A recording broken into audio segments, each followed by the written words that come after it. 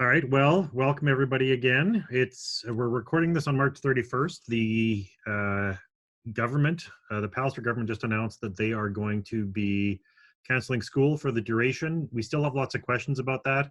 I think it is the most important thing to do to stay safe, but we're really concerned about people who are going to be impacted by layoffs. We want to make sure that people are still taken care of, whether they're bus drivers or people who are educational assistants. The other is that we've been continuing to call as Manitoba Liberals for action and answers on early childhood education. I'll just go through. We have a list of them. I mean, one of the issues is that there are questions that are being answered, but we're not getting them. One is around the 30-day prescription rule. We've been hearing from a lot of people that they really depend on 90-day prescriptions. So we're waiting to hear back. We hope that the government will still change that. There have been some issues of best practices for people working through the pandemic. We've heard that the government actually has issued some of these guidelines to early childhood education centers. That's something we were calling for, so that's good. We still don't know about funding for early childhood and education centers that we hope for. And the government still has not announced any concrete support for small businesses or for individuals, which again, that's quite something because Manitoba is the only province that hasn't done that yet. Every single other province has stepped up and said they're going to either help out small businesses or they're going to make sure people are okay with wage subsidies and whatnot. There have been some minor things that have been announced, but really not enough. So we're certainly hoping that and waiting for the province to step up on that. So with that, I'll pass it over to Cindy Lamoureux, Liberal MLA for Tyndall Park, with the first question on the CERB. Yeah, so a question that we had here was eligibility for CERB, specifically in relation to people who were planning to go on maternity leave or paternity leave.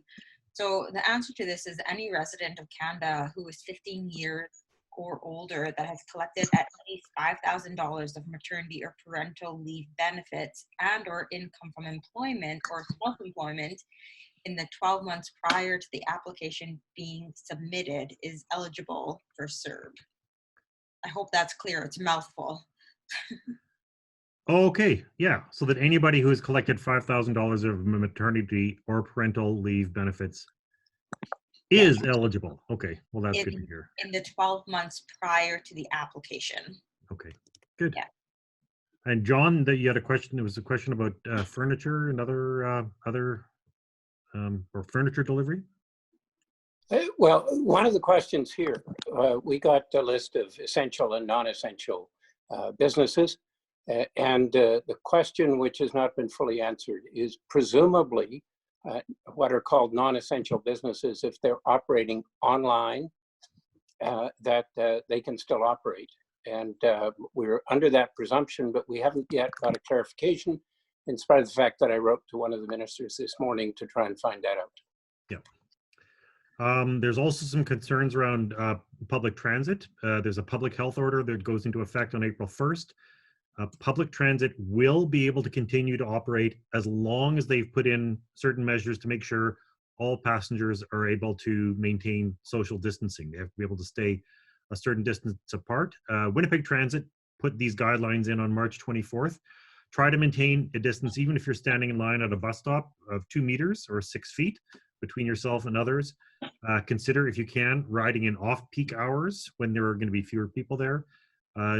If you can, if there isn't enough room for you to keep a safe distance between yourself and others, wait for the next bus.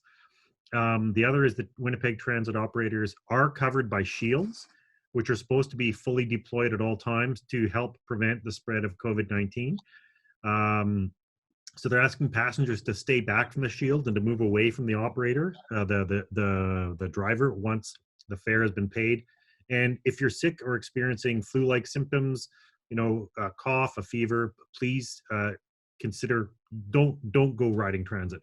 So there has been an enhanced cleaning program that was put into place on March 14th, which means that high touch points, all the poles and everything else that you grab onto to hold on, those are being cleaned with a hospital grade disinfectant. So Winnipeg Transit does seem to be acting. They still want to be able to keep going. And this is, we've talked about this before. One of the challenges is it's not just a question of saying, are we going to stay open or are we going to shut everything down, but what do we have to do in order to keep operating safely? That's a question we've been getting a lot. Because there are people who want to keep working. They know they have to keep working, and we want to make sure they're safe. But these are questions that really need to be answered by public health and by the province. So that's why we've been calling on them to make sure that they come up with that. So, Cindy, there was a question about flights being canceled and not reimbursed, and issues around that. Yeah, we're still getting lots of emails, phone calls just about bringing Canadians back to Canada still, as well as flights being canceled and people not getting reimbursed from the flights. So we have a few thoughts here. Check out the emergency loan program. It's in place through the federal government. If you're a Canadian citizen impacted by COVID-19 who plans to return to Canada and who has no other sources of funds, we will consider that you plan to return. If you plan to return to Canada, if you had a return flight booked and your flight was canceled or delayed, or you attempted to book a flight but cannot due to travel restrictions or pricing. If you're a Canadian citizen traveling with an immediate family member who is a permanent resident of Canada, you may include eligible expenses for the PR family member in your application. And immediate family is defined as spouse, parents, or children. We're also telling people that eligible Canadians currently outside of Canada who need financial assistance can contact the nearest Government of Canada office or Global Affairs Canada's 24/7 Emergency Watch and Response Center. It's located in Ottawa. We're going to be including all this information along with this post, but the phone number is area code 613-996-8885. And you can also call Collect if you need to, or you can email them at Canada, so just can.finances.cv19@international.gc.ca. And again, this is all going to be posted just below the video. Okay, and John, we've been getting questions, and I have two people are saying why is the province proceeding with the kind of protections it is? Why is it testing the way it is? So we had some questions about people traveling and tests. The parameters around people who can be tested now are changing, and they're changing this at the same time as they have over the last few days increased the number of tests that are being done. It used to be that it was just people who had traveled into Manitoba and who had symptoms. And now they are starting to test physicians, people in correctional institutions, healthcare workers generally, and more and more people who've got respiratory infections with a fever in particular, because the fever occurs in a very high proportion of people who have COVID-19. And so call HealthLinks and get the specific answer for your case. You need to call HealthLinks in order to get a referral to one of the testing centers. The testing centers don't take people just walking in. So if you've got any questions or you think you need to be tested, call HealthLinks and they'll be able to give you the precise answers. Okay, great. And then the last question that I had was about travel agencies who are facing challenges. Like, when everybody's being told to stay home, obviously, and travel is basically being banned, it's a real challenge for travel agencies. They've been contacting us about low interest rates, tax relief and support of banks and credit card companies. Again, the provincial government of Manitoba, the PC government, has not yet announced any significant relief. They've had a little bit of delays and offered some delays in tax, in letting people pay their taxes. But the federal government has come out with a big plan. You can get up to $40,000 in loans. You can get tax deferrals. If for certain people who qualify, certain businesses who qualify for that $40,000 loan, after a year, $10,000 of that is forgivable. And there's a 75% wage subsidy. So for people, if you're an employee or for your employees, it means one of the important things they want to do is avoid having people being laid off. They want people to keep working. I mean, the whole the whole plan really is to try to, keep businesses going so that you're ready to bounce back after this, whenever this is over. So the federal government is the place to go. Again, if you go to canada.ca/coronavirus, they have links through to everything there. And that's it. I mean, I know this is, I think in many ways, we're sort of at the beginning of this. This is the beginning of the shutdown. If school's not going to be not coming back, we're talking about a number of weeks. So we